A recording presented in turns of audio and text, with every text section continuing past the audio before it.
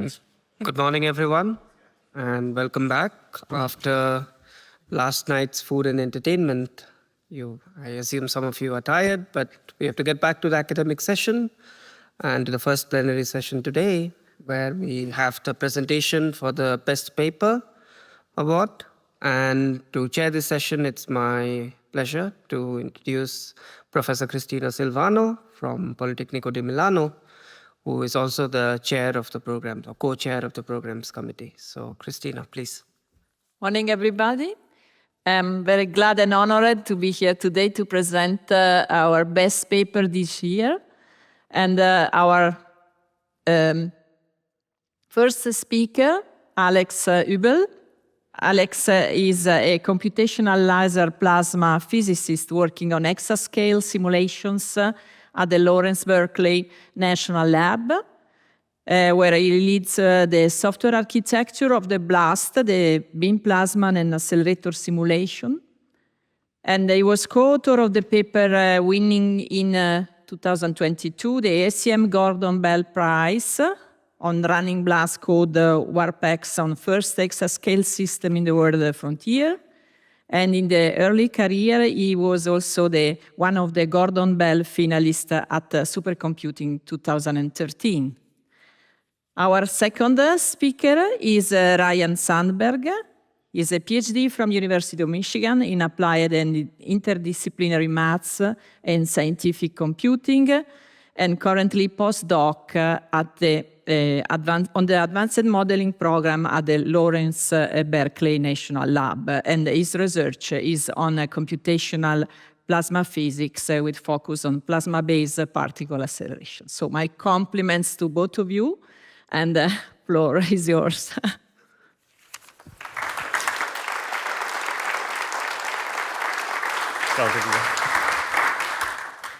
Thank you very much for the kind introduction, Cristina. Thank you, everyone, for coming this early again on a Tuesday. We're very honored and happy and would like to say thank you for the committee and the reviewers to selecting our paper for this year's Best Paper Award. My name is Axel Huebl. Ryan Sandberg will follow up in the second half of the talk, and we'll show you how we synthesized particle and cell simulations and build a hybrid between existing and future accelerator technology with machine learning and particle and cell simulations in this talk. Now, you might not be aware of this in your everyday lives, but actually particle accelerator technology has become an essential tool in societies by now. There are thousands of accelerators all over the planet, from medicine, industry, security to discovery science, that help us on our daily basis, from manufacturing semiconductors to discovering big new science. We want to focus here a little bit on the very right-hand side, which is the really big machines for discovery science and what makes them so big and how we potentially can approach the next generation of them and shrink them and advance them further. So if we look at the currently largest accelerator in the world, the LHC here in Switzerland, the LHC is an accelerator that's 27 kilometers in size. And just in the last decade, it helped us to uncover big mysteries and missing blocks in the standard model by discovering and confirming the Higgs boson. And there are more questions raised by it because it also excluded a lot of theoretical physics that we were expecting to find answers to things like, where does dark matter come from? Where does dark energy actually, what is this? And these things have to be answered in the future because the LHC cannot really give yet an answer for them besides ruling out a lot of theory. And so one of the things that might follow to the LHC and that are currently being studied and will be completed next year as a study is, can we build, for example, the FCC accelerator as a follow-up to do precision measurements and later on a new accelerator and discovery machine from that. Now, these machines are really large. And if we go to the absolute maximum, in early days of accelerator physics, Fermi had this idea, well, potentially, how large can we scale these things? Can we build them around the world? And as you're all aware, we have resource limits. So obviously, it's very unlikely that we'll build an accelerator around the world. So we have to get back to Earth. And for that, follow me in the Bay Area. We're from Lawrence Berkeley National Lab. And across the Bay, there's the Stanford Linear Accelerator. The Stanford Linear Accelerator is a big facility that produces beautiful and high quality light source and XFEL that we can use to study matter, plasmas, and materials. Now, the light source itself is 3 kilometers in size, and the reason for that is that a large part of accelerator facilities are actually the elements that have to accelerate the particles to high energies in the first place. So we're covering here specifically the left part of the facility is the extension for LCLS2. And this part is is accelerating the particles with new superconducting accelerator elements. And you see these bubble structures, they're roughly this size physically. And they have a certain electric field, which we use to apply a force to charge particles and get them to high energies. Now, these electric fields have a limit before they break down. They literally shortcut between each other's sides. And the problem that we have with that is we need a very long technology, a very long beamline for that. Now, what research at Berkeley Lab is a new technology based on high-power lasers. The high-power laser technology that underlies this was honored with the Gordon Bell Prize in 2018. And what we use are super short, 30 femtoseconds in length, super intense laser pulses that have tens of joules in them. And we shoot them and focus them at a capillary of gas that's roughly 20 to 40 centimeters in size. And with that, we reproduce these bubble structures that you saw before to build in a plasma an accelerator gradient that is up to a factor of 1,000 bigger than what we can achieve in existing technology to accelerate. Now, if they are so much higher, we have the possibility to potentially shrink dramatically the size of accelerators if we can control this technology.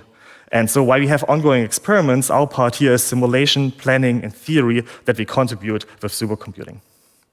Now, let me allow you to introduce you an analogy to wake field acceleration.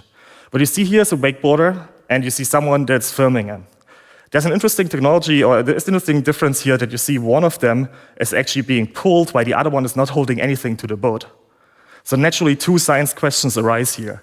A, why does the person in the middle not have to be pulled, and where does the energy come from to accelerate them? And B, how can we make this a living for ourselves as well? I mean, looks pretty cool.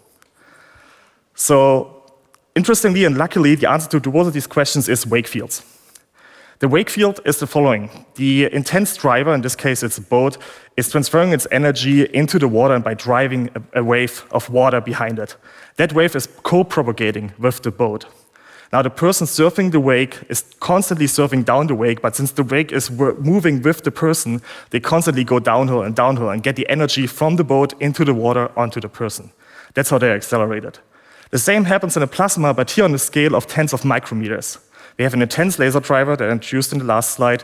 We have this bubble structure being created, and then we have electrons that surf the wake and get higher and higher energy. Now, unfortunately, just building one of these capillaries is not enough. The two comparisons I showed you before are both in the order of being able to create 8 to 10 GeVs of electron, either in 3 kilometers or in 40 to 20 centimeters. But what we need at the end for discovery machines are energies that are 1,000-fold of that. So what we need to do is we need to take the energy of laser pulse, deposit it fully into the plasma, drive these wakes, and then go from one stage of plasma into the next. Our research contribution that we study here is so-called staged wake field acceleration. The gray boxes that you see are the plasma columns where we do the acceleration, and then we feed in a fresh laser pulse, do transport of the particle beam, and go to the next stage. Now, recently in the Exascale computing project with WarpX, we studied on the order of 50 to 100 stages of these accelerators. And since post-ECP in this year, we had a new report and discussion in the community of high-energy physics people. And the goalpost was extended to actually 5 TV beams being collided to 10 TV center of mass. So we now have to be able to deliver roughly 500 of these stages if you want to be in a future technology and a future collider. All right, and what you see on the right-hand side is an animation from a WarpX simulation. There's a very small beam going between these stages, and we refocus it with the strong red and blue fields in the plasma column. Now, before we go a little bit on the computer sciences part, let me introduce you just one property that we are very keen about in accelerator physics, which gives us an idea about the quality of a beam, and that property is called emittance. The cool thing in accelerator physics, and there are a lot of analogies in accelerator physics to optics, is that there's a property emittance that allows us to measure independent how big your beam currently is. Is it a meter? Is it tens of centimeters? Is it millimeters? Emittance tells us how strong we can refocus it if we put it through a focusing element. It's kind of a temperature of a particle beam. If you look at this in a more picturesque version, we describe our beams as position particles or 6D vector with positions and velocity or momentum. And if we want to visualize this 6D, we usually project this down into 2D pictures that you will see later in the slide that we call phase space. And the size of this ellipse, looking at, for example, the longitudinal momentum and the longitudinal position or the transversal position and the transversal momentum, the latter is the size is emittance as well. And you can also, of course, introduce this mathematically, where this is an average over the correlation of position and transverse momenta. All right, so emittance is a property that allows us to focus beams, and the lower the emittance, the better is the quality of our beam. Why is that important? Well, because we want between the plasma stages to be able to get the beams back into the next stage. And so if our emittance grows, at some point we will not be able to refocus focus beams, we will lose particles because they will just stray away. And so our task for stage plasma acceleration is, can we preserve both the emittance in the plasma stage and in the transport? And the transportation stages then is exactly what we want to study in more complex detail. And we want to put more complex beam in that, and for that need fast modeling tools so that we can do a start-to-end accelerator design.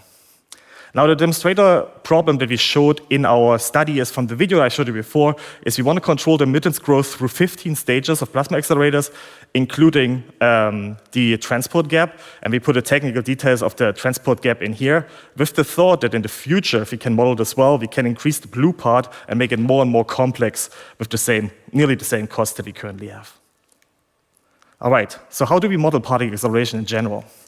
We are people that model with particle and cell codes. Particle and cell codes are a mix of Eulerian and Lagrangian methods, and what we physically model are relativistic particles, beams and plasmas, electromagnetic fields, and potentially also interaction with structures if we have them in transport in between, like pipes that we have in real physical scenarios.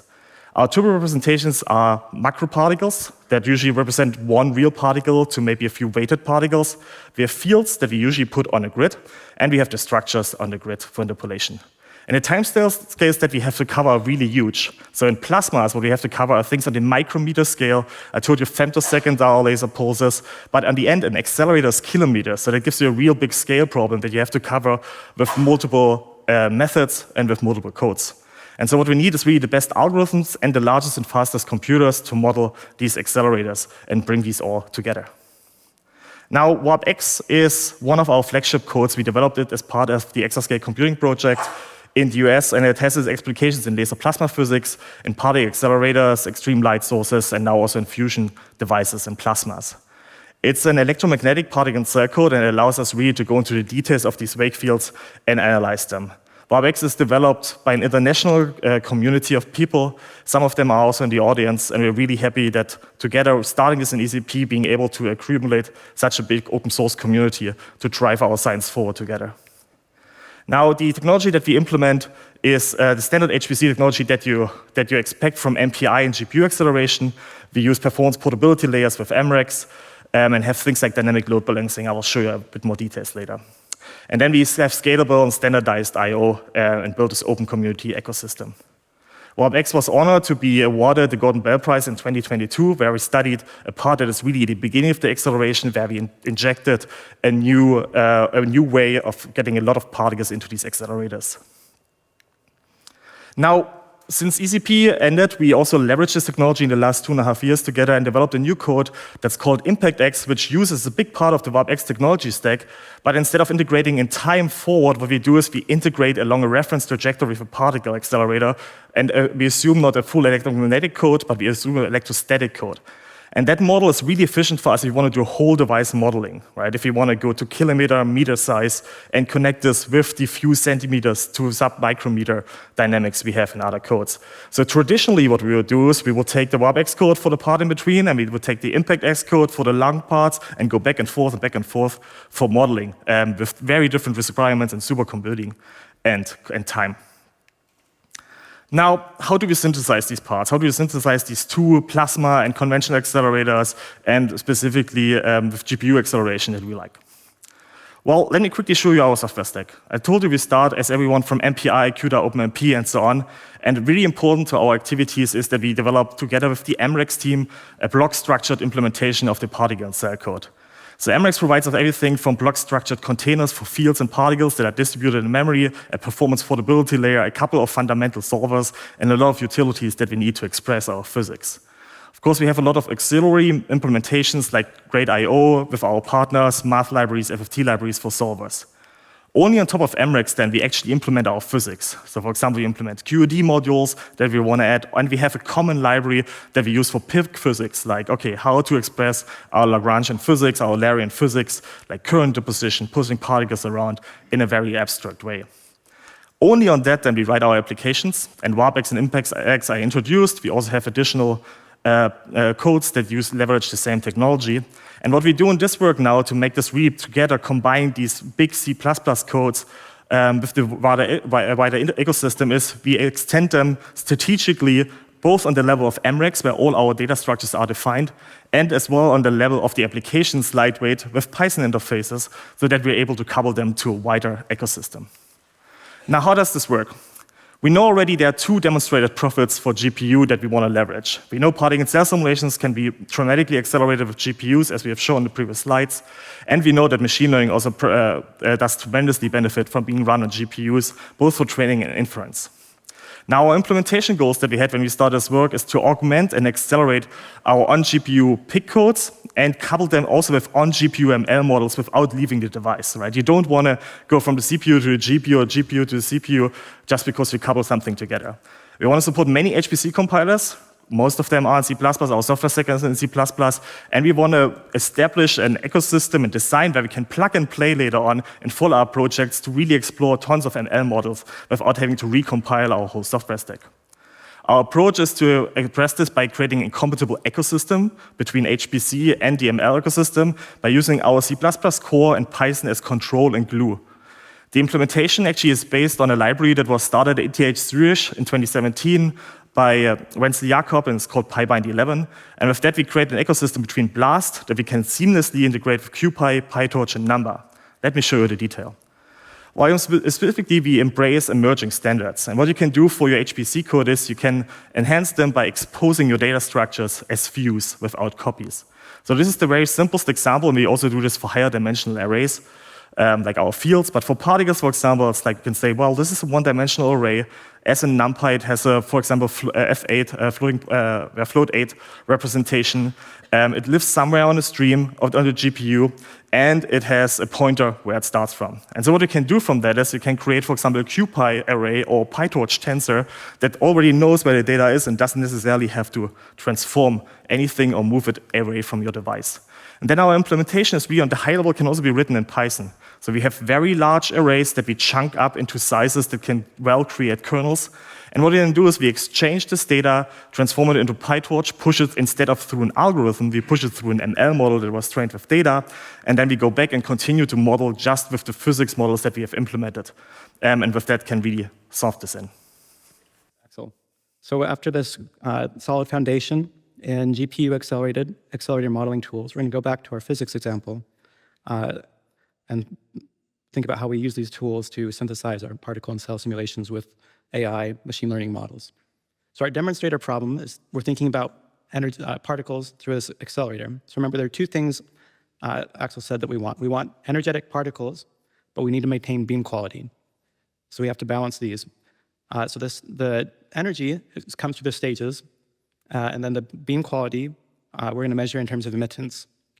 So more particularly, Axel showed this figure of the wake surfer, and we said that's our analogy for laser wake field acceleration. So our setup's going to be electron bunch trails a laser pulse through a plasma column. The laser pulse pushes out the electrons, makes the wave. The electrons surf the wave, pick up energy.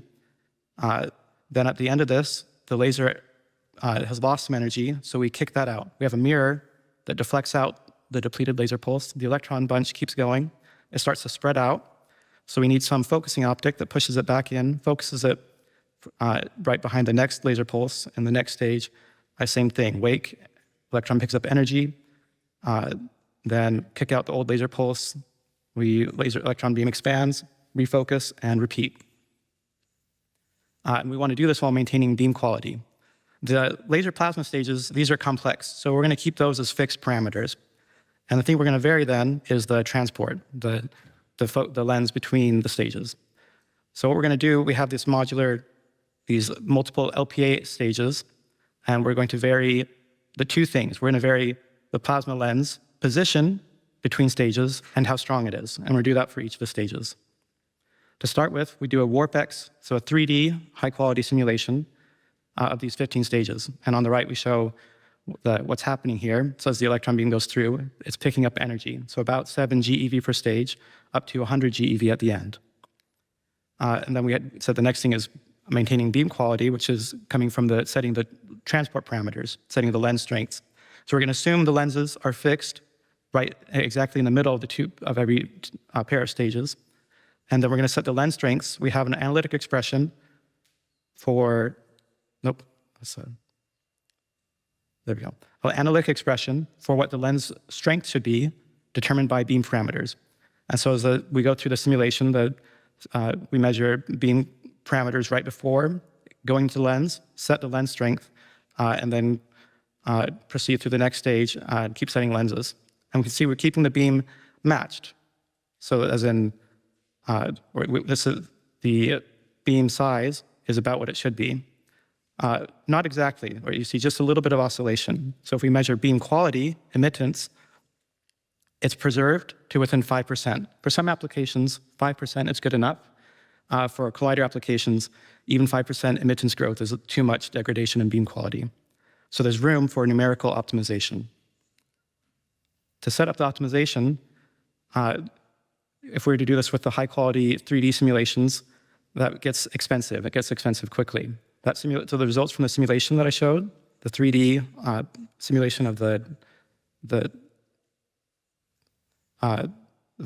beam through 15 stages took 1,300 GPU hours. And it can't be, that's what it needs to be. You have a lot to resolve. You have to resolve laser plasma interactions, beam plasma interactions. This needs to be a 3D, fully electromagnetic kinetic simulation at high resolution. And if we want to do an optimization workflow, we've got to go through this thousands of times, right? So 1,000 times 1,000 GPU hours is a lot. So our approach to making optimization feasible is to identify the laser plasma accelerators as the expensive element to model here. So we're going to replace the hours it takes to get through the laser plasma. We're going to train surrogate models on high-quality WarpX 3D simulations and incorporate those into the ImpactX beamline code. And that brings down the runtime for the whole 15 stages into something manageable where we can think about doing the thousands of iterations needed for the optimization. Our surrogate models are going to be transfer maps. They need to learn the initial to final phase space map from data generated by high-quality WarpX simulation. So we said it's going to be this map for each particle. It knows, given the initial phase space positions and momenta, this map needs to predict what's the final phase space positions and momenta coming out of the accelerator stage. So here's a sample of what this looks like for the first stage. On the left is the XPX ZPZ, a sample of the phase space snapshots for the training beam. And then on the right is what we want our surrogate model to be able to learn. It needs to be able to know the map from these particle positions to these particle positions. So this sort of structure for our surrogates lets us model arbitrary beam profiles and capture chromatic effects. Chromatic meaning energy, so that's what we need. We need these energy-dependent effects to get the beam focusing right so we can set the transport parameters correctly. It's important to note our caveat to these models is we're not capturing collective effects. So this won't support high beam charges. That's something we'll want in our application ultimately, but we have enough to go on that this is a very convenient structure for our first setup of this sort of integrated machine learning and particle and cell simulation. Our training data comes from one WarpX simulation. So we get away with doing 15 stages worth of training data from one simulation because we said we're not going to capture the collective effects. So we have 15 low-charged beams. The thing that separates the stages ultimately is the energy that the beam has when it goes in. So we have 15 beams at the energies of the corresponding stages, all running through one plasma column behind one laser. That gives us about 400 GPU hour simulation that gives us the 15 stages worth of training data. With that, we train surrogate models. Our surrogate models are neural networks.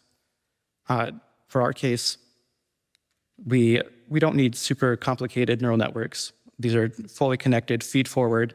Right? This is pretty close to what you get from a PyTorch quick start example, but that we found to be sufficient. They're pretty shallow, so only through a few layers, 3 to 5, and very, very wide. This is regression type problems, so 700 to 900 nodes per layer. With our 15 surrogate models trained, we're ready to plug these into ImpactX. So we're going to take this beamline, which we set up in WarpX, and now we're going to replicate that in ImpactX with our 15 surrogate models. So I just want to be clear, this is the same physical problem. This is the same 15 stages. It's the same transport between them. It's a drift, and then we have to capture the same plasma lenses. And in fact, we're going to start with the exact same initial conditions. So we even just use the initial phase particle positions from the WarpX simulation, and we plug those into this ImpactX plus surrogate model simulation. To verify that this is working, is doing what we expect, we first plot the final particle, 9 of the 2D snapshots of the final phase space coordinates. In black is the WarpX reference, and in the red is the ImpactX plus surrogate model particles. So this is right to eyeball norm. They line up right to every black dot. There's a red dot close by, and we're capturing the same qualitative features in the beam. Moreover, quantitatively, if I measure some beam descriptions, so beam size and how much it's spreading out, and the overall beam quality, that's these moments on the right, we're within a % level error even after 15 stages. So we verified that these surrogate models are doing what we want. They're replicating the physics of the 3D simulation. Now we can profile this, say, how long is this taking? What sort of computational resources do I need to do this? So we go through this 15-stage beamline with varying numbers of particles in the beam and measure how long it takes to do it. We're going to compare runtime with time spent in the surrogate models in the push, and then we're going to break that down a little further and say how much of that surrogate push is spent in inference versus the data processing needed to transform coordinates, apply the surrogate model, and then back out.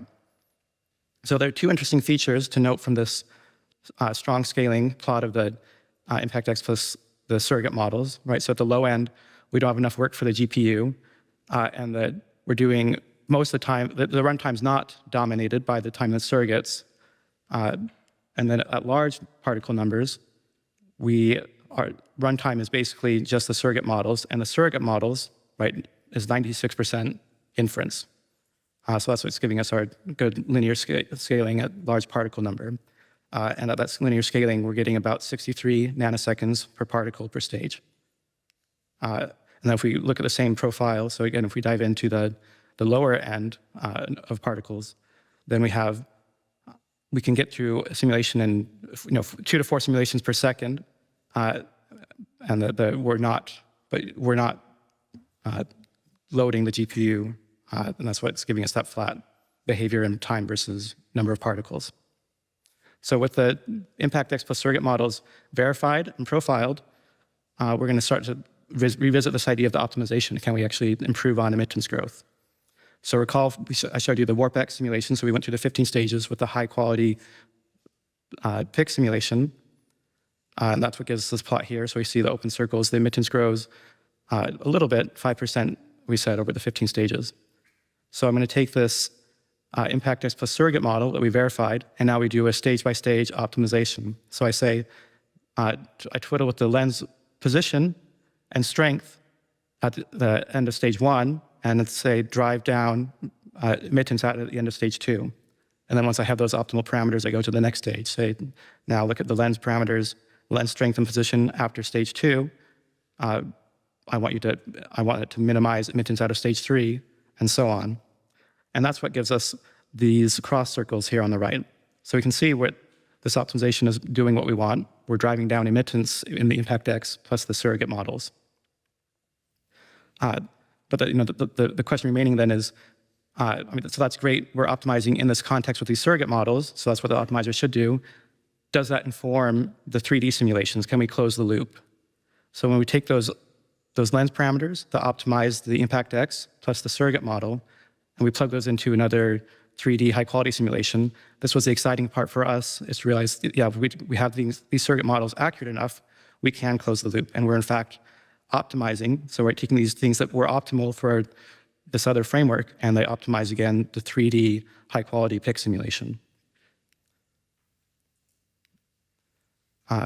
One other insight we got, our last insight from this that we found was interesting. So if we look again at the lens parameters, the lens strengths that we got, So recall that we have an analytically motivated, but in situ in computational process for setting the lens strengths. So that's what gives us these numbers here. This is from that initial high quality, the 3D simulation of the beamline.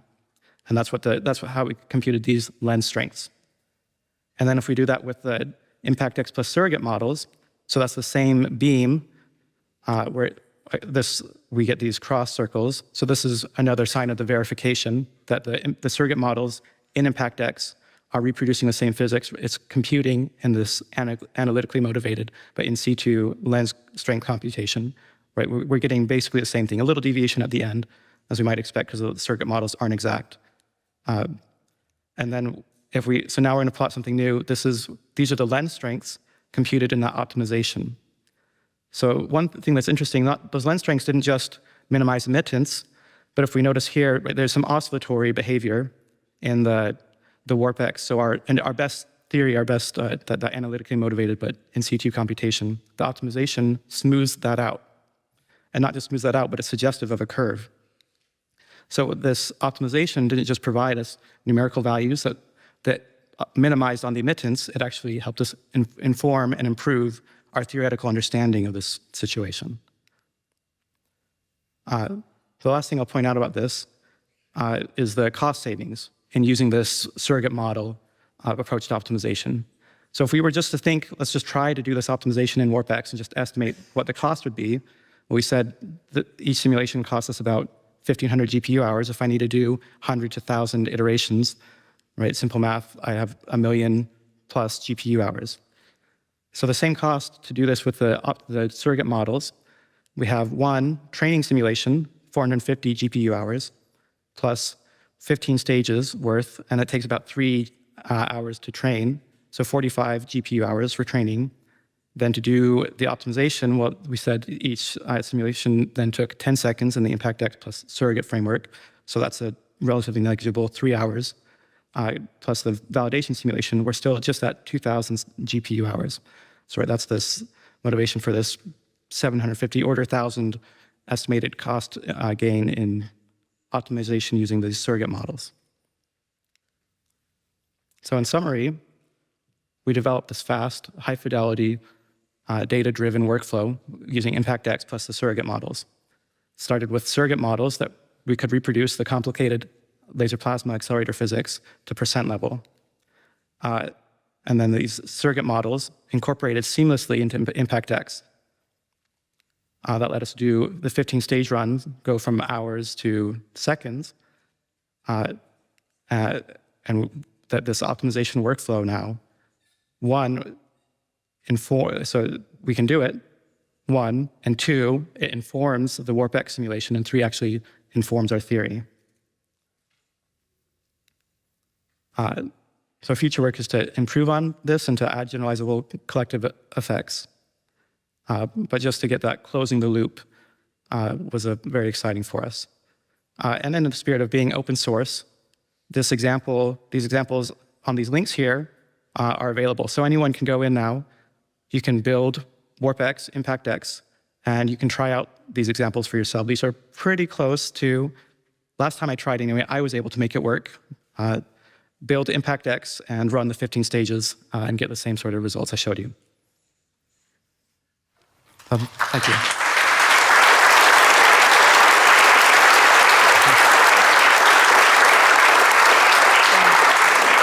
Thank you. Thank you very much for the nice presentation. Very interesting topic for both point of views, I mean, computational and physics. And so let's the floor to the questions. One over there. You can use your microphone in front of you. Switch on. Yeah. Hey, beautiful work. Thank you. What did the surrogate model learn? And do you consider it a black box, or can you validate it with a theoretical understanding? We definitely treat it as pretty much a black box, right? It's replacing everything that's happening in the 3D simulation with just this transfer map. You give me what's happening at the very beginning of these So they're about 32 centimeters or 28 centimeters, and it spits out what's happening at the end. I don't know if we haven't really dug into much, maybe more theoretical sense of the circuit models than that. Yeah, it's right. The motivation really comes from exactly the way how we in ImpactX treat usually transfer maps. They're usually matrices in linear transfer optics. But what they learn is, and that's really important for us, is we learn, for example, how beams spread out if we put them in a certain part of phase space. So what you saw, for example, in our training is that the ellipse that we trained on got bigger overall, and what we then do in optimization is we only fill part of it. So in accelerator physics, we quite often pick exactly the regions of phase space that are conserved. And so what we learn is exactly in which regions we should not put particles, and then with our transport, we steer this that it doesn't happen. But it raises a good question. So there is theory on developing nonlinear transfer maps for this sort of situation. So a very interesting, we ended up not choosing to take that approach here, but it would be very interesting to now to take these transfer maps and compare with exactly what you're suggesting, see if we can extract more theory. Yeah. Another question from this side. Thanks for this beautiful work. It's very impressive. Being a plasma physicist, I assume that all your 15 boxes are identical plasma. So now, have you taken into account, or how to take into account, life is life, and therefore the boxes will not be identical. There will be some errors due to any, fluctuations or whatever that happens in a real-life plasma. So have you taken that into account? Yeah, so I'll take a stab and then I'll let Axel do more. So no, that's a very good point. This is a very idealized model. That's a perennial problem for plasma physicists, is dealing with the fact that plasmas are not very well behaved. So the nice thing about this, so a lot of it has to do with just ensemble simulation. So this is assuming all sorts of things, from perfect alignment of laser with electron beam, right on axis, perfectly uniform density. So it takes, the trouble is it takes, for all the different ways things can go wrong, that's another thing that this would do, is affords that sort of a parameter scan uncertainty quantification. So that's one of the things we're optimistic about an approach like this, is it lets us start to vary things and explore some of the non-idealities. So we have some thoughts, but haven't done too much yet with that sort of question. Yeah, that's a very good point. Then just to add a little bit based on this slide, the way how we approach this for this scenario is to just be very cheap, right? So every stage we assumed is the same. If they are not the same, you would basically drive up just the training cost by having more simulation data in here, but it would still be order of magnitude below optimizing directly in 3D. But yeah, absolutely. And then we made a big emphasis also that this is really what we feel is just the beginning, because plasmas can have feedback, specifically if you load them hard. And so there are a couple of approaches we elaborate on the paper as well, how we envision it to go forward to more complex models. And that's why we build it so user-friendly, so that we can actually explore this now. Yeah. Other questions? Yeah, Sid has. First of all, excellent work. So highly appreciate it also. The talk was brilliant. So how did you get away with such low errors and when you did not even model collective effects? This is the part that I didn't understand. How do we get away with low errors? That's right. You didn't model your transport maps, didn't model collective effects, as you yourself said, yet the errors were non-existent. Well, so I mean, it's encouraging that, so one thing to know is this whole process was working with low charge beams. So it is in a context where the collective effects aren't significant. So there are plenty of physical situations where that's not unreasonable, where you expect to work with low enough charge beams that this is a reasonable approximation. Our desired application, that's not the case. We do need to, like, the beam we want ultimately needs to have charge. So I guess, just to be clear, so like the original WarpX simulation, the original 3D simulation, that itself had low enough charge. So yeah, so we didn't let collective effects really come in. So that at least is why that matters. In the context of generalization, because you be at the end of the day, what are the challenges that you expect? For instance, what kind of diversity of training data do you need so that you expect that things will generalize to, for instance, having hand collective effects? Yeah, if I can quickly comment on this. What we saw in our training is, I think technically the challenges that we will have is with more complex models, a big part of your simulation will be occupied by your surrogates. And so the more you add there, the more you have to think about, is your model still embarrassingly parallel to parallelize? Or do you want to put it, for example, on a node and distribute it there already? So we see that this will be definitely one thing that is going forward we have to balance out properly. As people integrate more and more complex models. So yeah, we find this very interesting generally. And the other thing is, does it for other models that people study, right? Can it preserve the same amount of quality? We were very greedy. We did PASC24 intentionally for our training. We wanted to see how low can we get in errors that we accumulate. And yeah, finding a balance there is generally a question that's very interesting. Yeah. Just one other thing to this idea of getting collective effects. This is a very active field of research in the community. So this is, it's important to iterate again. This is a first step in that approach. And there's a workshop. It was not last week. It's now October. September. Yeah. So there are workshops addressing this very question because it's very relevant to all accelerator modeling, trying to get this figured out. Our last question on this side, and then let's conclude. Can you talk about a little bit about kind of design and for your Switch on. Yeah. Okay, how about now? Okay. Yeah, thank you for the nice talk. Can you talk about a little bit kind of design philosophy of the neural network designing? The design process itself also takes time, hyperparallel optimization, the number of layers. So I'll give the simple-minded answer, and I'll let Axel give a high-level answer. The simple-minded answer is we started simple, and simple worked well enough. So right, so that's the most basic structure that the multi-layer perceptron or fully, it proved to be sufficient.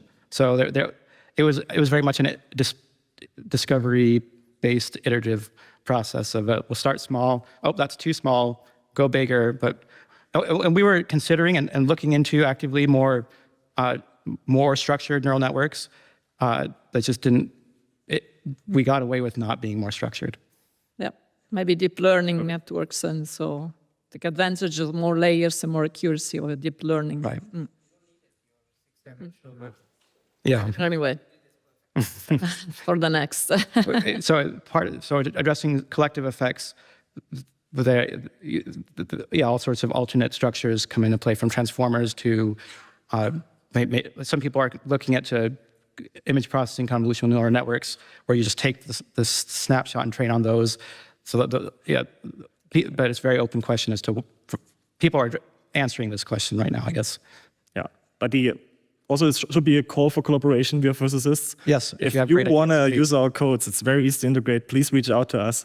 We definitely have a lot of problems that we want to still solve with that. If you want to offer good ideas about improved models that you think would work, that's great too. Okay, so thank you again, our speakers. And,